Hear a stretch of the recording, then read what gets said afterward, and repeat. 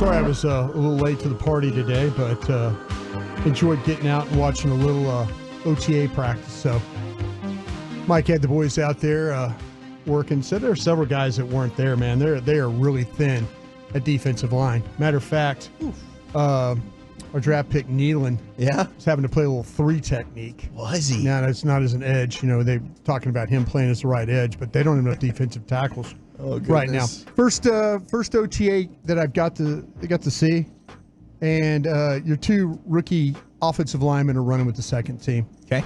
Not getting any first team work, by the way. That's annoying, isn't it? Who was left tackle on the first team? Left tackle was Chuma Doga. Yeah. And matter of fact, they're playing Chuma, and they're also playing Awesome Richards right now before they're playing Guyton. Guyton's your third team left tackle? It's a rotating situation, but when they went split up, when the ones went to one end of the field and the twos went to the other end of the field, your rookies were down with the twos and they weren't with the ones up there working. They weren't part of the rotation. The only guy that I noticed was Span Ford, the tight end. Blocker Minnesota. guy. Yeah, the Minnesota undrafted rookie tight end was working with the one group and not down with the twos and the threes. I'm telling you, that dude's making the team. So He's a red zone threat, too. yeah. And what's interesting, how about this one for you boys? I noticed this just watching, and I don't know, this is just one practice. But they're working Deuce Vaughn with the wide receivers. Ooh, interesting. Like Deuce Vaughn, like when they were doing 2-minute drills and stuff, Deuce Vaughn is not playing. Okay, man, I'm probably going to get in trouble for saying this because of scheme. Shouldn't say it this way. If it was open to the media, then No, they get paranoid about this. You can't say, oh, he was this, that, where he was lined up or anything like that. All right, I'm just going to say this. Deuce Vaughn is with the receiving group when they're on the sidelines. Like there's the running back group. They're doing their individual group drills. No. Like During when they're team. running plays, Yeah. he's standing with the wide receivers. oh, okay. I got you. He's standing with the wide receivers. I'm sure somebody's about to I text like me. that, man. I mean, that's something we saw him do in college. Yeah, great. Alpha. He's capable.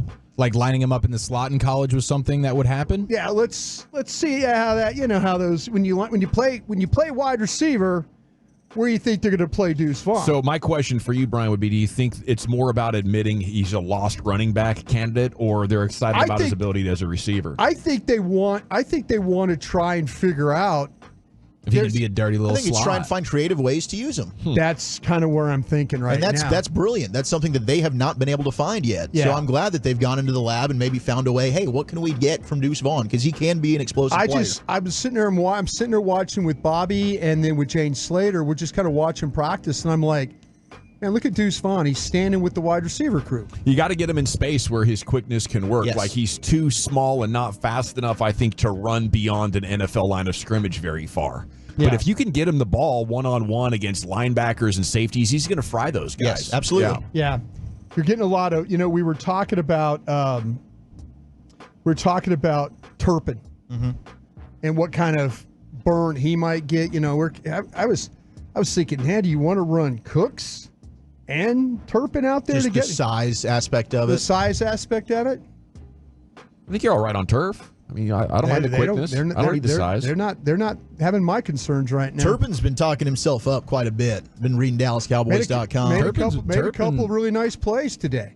And last season. Playing in that role of if they go 11, okay, I'm going to get in trouble again. You get my drift, right? Yes. What's going on? Yeah, absolutely. Your drift has been got. Cooks, but no Lamb out there. They're trying to kind of figure out Tolbert, Cooks, Turpin. That's a great point. With no Lamb, everybody's elevated. Yeah. So what you're doing is you're seeing, and I had huge concern. Like, do I really want to play Turpin as that guy? Do you want to play with two small guys? Yeah. I really liked when the Rams went all that 11 personnel, and I guess that was 7 or 8 years ago. But it was the ultimate deception because they were running like so much different stuff out of 11. Yeah. this crew, and again, I hope I'm not getting anybody in trouble on scheme or anything like that, but you're just starting to kind of notice that they're trying to get guys more involved. That maybe I was thinking, okay, what's the role going to be for a Turpin? But I'm kind of disappointed too. Oh, by the way, when they went to the 2-minute, the final 2-minute that we got to see, Dak started it off, drove down there. They had a offensive pass interference penalty that brought him back 10. It was a before the half thing. Dak got him in field goal range. They would have got that. When the second group, it wasn't Cooper Rush. It was Trey Lance. Cool. Trey Lance was driving him. They were making productive plays. By the way, Zeke was running with the ones in the 2-minute drill for the I'm first. sure. For the RB1, man. But anyway, Lance tried to fire one over the top a little bit, and our guy Eric Scott got a pick. That's encouraging practice. to hear for Scott. Good for him, man. Yeah, Eric Scott's a guy that we've all kind of. He might be a guy that was selected by the previous regime, but he's going to get an opportunity here with your Cowboys. So